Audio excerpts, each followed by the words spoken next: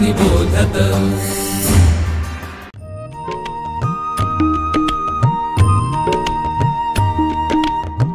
विवेकी अक्षर विवेकी लेखन सुश्राव्य वाचन श्रवणार्थ चरित्रे संस्कारी धीरवीर गाथा रम्य बालकथा अनुभवा अमृताचे शब्द थोर आणि सान सगळ्यांचे कान आनंदावे चालता बोलता ऐकावे पहावे ज्ञानी होत जावे सहजची।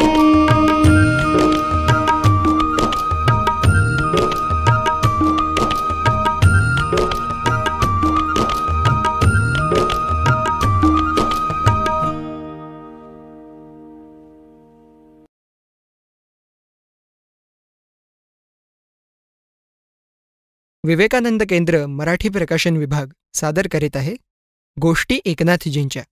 संकलक शशिकांत मांडके, अभिवाचन वैदेही गोडबोले, सुश्रुत जोशी। लोकमान्य टिळकांचे दर्शन। श्रीपूर नावाचं एक लहानसं गाव होतं। गावात एक शाळा होती। तिथे सदाशिवराव नावाचे एक शिक्षक होते। आता ते सेवानिवृत्त झाले होते। सगळं गाव त्यांना गुरुजी म्हणूनच हाक मारीत असे। त्यांना मुलं फार आवडायची। मुलांना सुद्धा गुरुजी फार आवडायचे, कारण गुरुजी मुलांना नेहमी मनोरंजक पण काहीतरी शिकवण देणाऱ्या गोष्टी सांगायचे। गावात एक मोठं पिंपळाचं झाड होतं। त्याच्या भोवती एक मोठा पार बांधलेला होता। संध्याकाळी गुरुजी याच ठिकाणी बसून मुलांना गोष्टी सांगायचे, गप्पा मारायचे। मुलंसुद्धा अगदी चुपचाप बसून गुरुजी जे काही सांगायचे ते सगळं ऐकायची। एकदा गुरुजी काहीतरी कामाच्या निमित्ताने दुसऱ्या गावाला गेले होते, त्यामुळे गोष्टी सांगणं बंद झालं। पण गुरुजी येताच सौमित्र नावाच्या एका चुणचुणीत मुलाने त्यांना विचारलं, गुरुजी केव्हा आलात? गुरुजी हसत हसत म्हणाले, आजच सकाळी आलो। मग आज संध्याकाळी आम्हाला गोष्ट सांगणार ना? सौमित्रानं विचारलं। अरे लबाडा, गाठलंच वाटतं मला। सांगेन, नक्की सांगेन, गुरुजी हसत म्हणाले। गुरुजींनी हो म्हणताच सौमित्र तिथून पळत सुटला आणि त्याने आपल्या सगळ्या मित्रांना बातमी दिली, आज संध्याकाळी गुरुजी आपल्याला पारावर गोष्ट सांगणार आहेत। संध्याकाळ होताच सगळी मुलं पारावर जमली आणि चिमण्यांसारखा चिवचिवाट सुरू झाला। गुरुजी येताना दिसताच मुलं धावत त्यांच्याकडे गेली आणि ओरडायला लागली, गुरुजी गोष्ट, गुरुजी गोष्ट, गुरुजी गोष्ट। अरे हो हो हो हो हो, मी तुम्हाला गोष्ट सांगायलाच इथे आलोय, गुरुजी मुलांना शांत करत म्हणाले। गुरुजी पारावर बसले। भोवती मुलं बसली। गुरुजी, आज कुणाची गोष्ट सांगणार, राजाची का राक्षसाची? सौमित्रानं विचारलं। हा पावतावळा मुलगा, जरा धीर धर। मी आज तुम्हाला राजाचीही गोष्ट सांगणार नाहीये किंवा राक्षसाचीही नाही। मी तुम्हाला आज एक घडलेली गोष्ट सांगणार आहे, आणि ही गोष्टसुद्धा तुमच्यासारख्याच हुशार पण खट्याळ मुलाची आहे। मात्र या मुलाने मोठेपणी खूप मोठं काम केलं। तुमच्यापैकी किती जणांनी स्वामी विवेकानंदांचं नाव ऐकलंय? गुरुजींनी असं विचारल्यावर सगळ्या मुलांनी म्हटलं, आम्ही ऐकलंय। शाबास, गुरुजी म्हणाले। बर, तुमच्यापैकी किती जणांनी कन्याकुमारीला समुद्रातल्या खडकावर बांधलेलं विवेकानंदांचं स्मारक पाहिलंय? सौमित्र आणखीन 2-3 मुलांनी म्हटलं, आम्ही पाहिलंय गुरुजी। वा, छान, गुरुजी म्हणाले। गुरुजी, म्हणजे तुम्ही आम्हाला विवेकानंदांची गोष्ट सांगणार ना? सौमित्रानं विचारलं। नाही, ते विवेकानंदांचं स्मारक ज्यांनी बांधलं त्यांची गोष्ट सांगणार आहे। पण गुरुजी, ती कंटाळवाणी नाही ना? सौमित्रानं विचारलं। नाही, ती तुम्हाला आवडेल अशीच आहे, शिवाय ती गोष्ट तुम्हाला काहीतरी शिकवेल सुद्धा, गुरुजी म्हणाले। पण गुरुजी, त्यांचं नाव काय होतं? सौमित्रानं पुन्हा विचारलं। कळेल कळेल, योग्य वेळ आली की बरोबर कळेल, गुरुजी म्हणाले।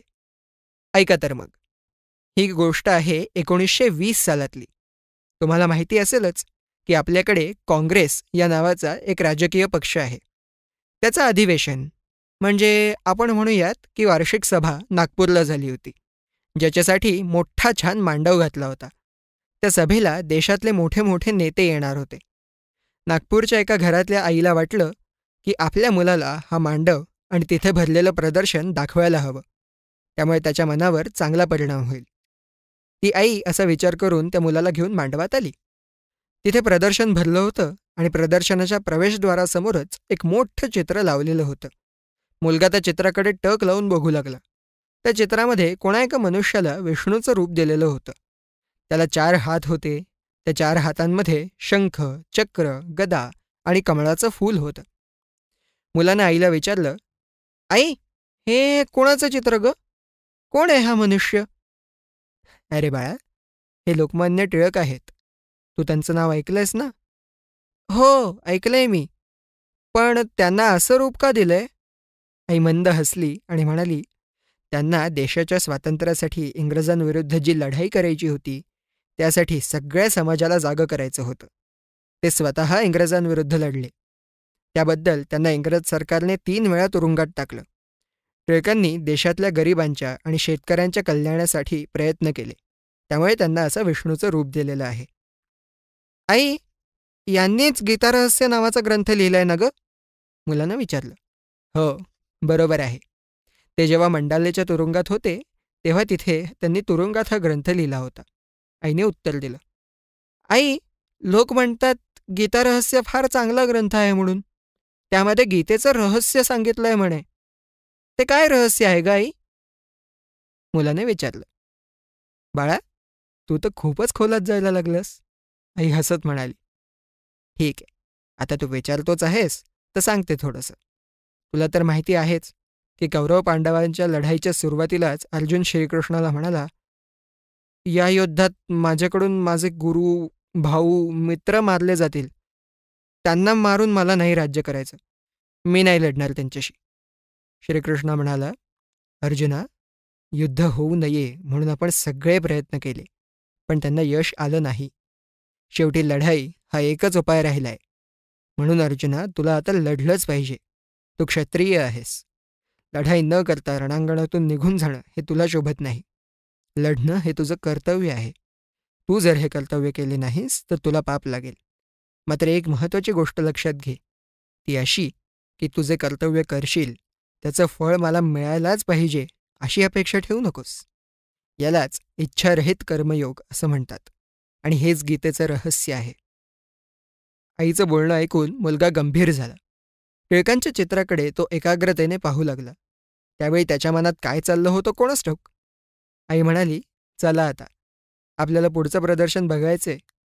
मुलगा आईच्या बरोबर गेला. त्यानं सगळं प्रदर्शन पाहिलं, पण श्रीकृष्णाने अर्जुनाला जो उपदेश केला होता त्याचा त्याच्या मनावर खूप मोठा परिणाम झाला. गुरुजी, पण त्या मुलाचं नाव काय होतं? सौमित्रानं विचारलं. त्याचं नाव होतं एकनाथ आणि आडनाव होतं रानडे. कन्याकुमारीला समुद्रातल्या खडकावर आपल्याला स्वामी विवेकानंदांचं जे स्मृती स्मारक बघायला मिळतं ते त्यांच्याच प्रयत्नातून तयार झालं आहे. एवढं सांगून गुरुजी म्हणाले, मी त्या एकनाथची पुढची गोष्ट उद्या सांगेन. लढाऊ खेळांची आवड. दुसऱ्या दिवशी संध्याकाळी सगळी मुलं जमल्यावर गुरुजींनी गोष्ट पुढे सांगायला सुरुवात केली. मुलांनो, लहानपणी एकनाथ तुमच्यासारखाच होता. सारखं खेळत बसावं असं वाटणारा. आपल्या महाराष्ट्रातल्या अमरावती जिल्ह्यातल्या टिमटाळा नावाच्या एका लहानशा गावाला या एकनाथचा जन्म झाला. तारीख होती 19 नोव्हेंबर 1914. वडिलांचं नाव होतं रामकृष्ण आणि आईचं नाव होतं रमाबाई. एकनाथचे वडील फार रागीट होते. घरच्या शिस्तीत जरासुद्धा बदल झालेला त्यांना आवडायचा नाही. तसं काही झालं की ते भयंकर संतापायचे आणि मुलांना बदडून काढायचे. त्या काळी साधारणपणे सगळ्या घरांमधून अशीच परिस्थिती असायची. एकदा काय झालं की एकनाथ आणि त्याची मोठी बहीण, तिला सगळे ताई म्हणायचे, तर एकनाथ आणि ताई रात्री गप्पा मारत बसले होते. त्यामुळे झोपायला उशीर झाला आणि वडिलांची सक्त ताकीद होती की सगळ्या मुलांनी पहाटे 5 वाजता उठलंच पाहिजे. दुसऱ्या दिवशी सकाळी वडिलांनी पाहिलं की ताई आणि एकनाथ उशिरापर्यंत झोपलेले आहेत. त्यांना भयंकर राग आला. त्यांनी दोघांना उठवलं आणि हातात छडी घेतली. ती पाहताच ताई थरथर कापू लागली आणि रडायला लागली. एकनाथ झटकन पुढे झाला त्याने ताईला आपल्या पाठीशी घातलं. एकनाथवर छडीच्या फटक्यांचा वर्षाव झाला. त्याच्या सगळ्या अंगावर माराचे वळ उठले. मारून मारून वडील थकले तेव्हा मार थांबला. एकनाथ बिचारा हमसाहमशी रडला, पण तो वडिलांच्या विरुद्ध काहीही बोलला नाही. एकनाथच्या अंगावरचे वळ इतके रक्ताळलेले होते की त्यावर आई आणि बहीण पुढले 15 दिवस मलम लावत होत्या. पण आपल्या राक्षसी कृत्याचा वडिलांना काही पश्चाताप झाला असं दिसलं नाही. परंतु एकनाथने मात्र आपल्या मनाशी खुणगाठ बांधली की रात्री झोपायला कितीही उशीर झाला तरी पहाटे 5लाच उठायचं, आणि ही गोष्ट त्याने आयुष्याच्या अखेरपर्यंत पाळली. काही दिवसांनी सगळं रानडे कुटुंब नागपूरला आलं. एकनाथ फडणवीसपुरामधल्या सरकारी प्राथमिक शाळेत जायला लागला. तो 2रीत होता. लहानशा गावातून आलेला एकनाथ अगदी भोळाभाळा होता. शहरातल्या मुलांच्या खोड्या त्याला माहीत नव्हत्या. त्याच्या वर्गाला शिकवणारे शिक्षक मोठे मजेशीर होते. त्यांच्या डोक्यावर एकही केस नव्हता, त्यामुळे सगळी मुलं त्यांना चप्पी मास्तर म्हणून चिडवायची. एकनाथला वाटलं हेच त्यांचं खरं नाव आहे. एके दिवशी ते मास्तर शाळेत आले नव्हते, त्यामुळे सगळी मुलं वर्गात दंगा करत होती. एकनाथ बिचारा एका कोपऱ्यात उभा होता. दंगा ऐकून शाळेचे हेडमास्तर वर्गात आले. त्यांनी पाहताच सगळी मुलं पटापट आपल्या जागेवर जाऊन चिडीचूप बसली. एकनाथ उभाच होता. हेडमास्तरांनी त्याला विचारलं, काय रे, कुणाचा तास आहे? एकनाथनं भोळेपणानं म्हटलं, चप्पी मास्तरांचा. त्याचं उत्तर ऐकून वर्गातली मुलं खो खो करून हसू लागली, पण रागावलेल्या हेडमास्तरांनी एकनाथलाच बडवून काढलं. बिचारा ढसाढसा रडला. नंतर त्याला कळलं की आपल्या मास्तरांचं नाव सहस्त्रबुद्धे आहे. खरं तर एकनाथच्या अनावधानाने झालेल्या चुकीमुळे हेडमास्तरांनी एकनाथला इतकं मारायला नको होतं. मात्र या ठिकाणी एक गोष्ट लक्षात घेण्यासारखी आहे की या अन्यायाने एकनाथच्या मनात शाळेबद्दल म्हणा, शिक्षणाबद्दल म्हणा राग निर्माण झाला नाही. तसं जर झालं असतं तर एकनाथ आदर्श मनुष्य झालाच नसता. हे रानडे कुटुंब नागपूरला येण्याच्या आधी वर्ध्याला राहत होतं. तिथे मात्र एकनाथच्या आयुष्यात एक आनंददायक गोष्ट घडली. त्याच्या मोठ्या बहिणीचं नाव होतं अहल्या. तिचं लग्न अनंतराव सोहोनी नावाच्या गृहस्थांशी झालं होतं. हे अनंतराव वर्ध्याच्या एका शाळेत शिक्षक होते. ते मुलांना व्यायाम ड्रिल वगैरे शिकवायचे. त्यांना मर्दानी खेळांची म्हणजे कबड्डी, खो खो, कुस्ती, मलखांब अशा खेळांची आवड होती. तसंच जोर, बैठका, लाठी फिरवणं हेही त्यांना आवडत होतं.